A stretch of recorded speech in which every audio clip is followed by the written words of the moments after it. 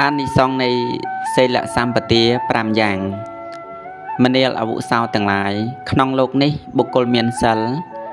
បរិបូរដោយសិលរមែងបាននៅគំនោទ្រព្យច្រើនមានសេចក្តីមិនប្រមាទជាហេតុនេះជាអានិសង្ឃនៃសីលសម្បទារបស់បុគ្គលមានសិលទី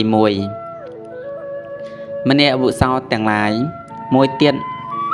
កតសម្បដល់ពីរោះរបស់បុគ្គលមានសិលបរិបូរដោយសិលតែងផ្សាយទៅសពទិសនេះជាអានិសង្ឃនៃសីលសម្បទារបស់បុគ្គលមានសិលទី2មនាលអវុសោទាំងឡាយមួយទៀតបុគ្គលមានសិលបរិបូរដោយសិលចូលទៅរកបរិស័ទណានាទោះបីជាខត្តយៈបរិស័ទក្តីព្រាហ្មណបរិស័ទក្តីកហបតីបរិស័ទក្តីសមណបរិស័ទក្តីរមែងឃ្លាវខ្លាមិនមានមុខអោនចោះនេះជាអានិសង្ឃនៃសីលសម្បទារបស់បុគ្គលមានសិលទី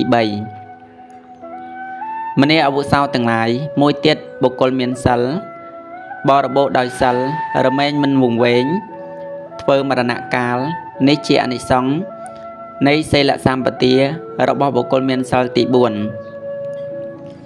មនាលអវុសោទាំងឡាយមួយវិញទៀតបុគ្គលមានសិល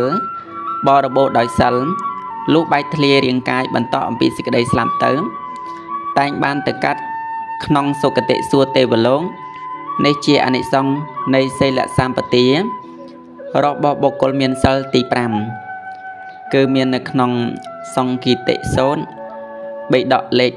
19ទំព័រ179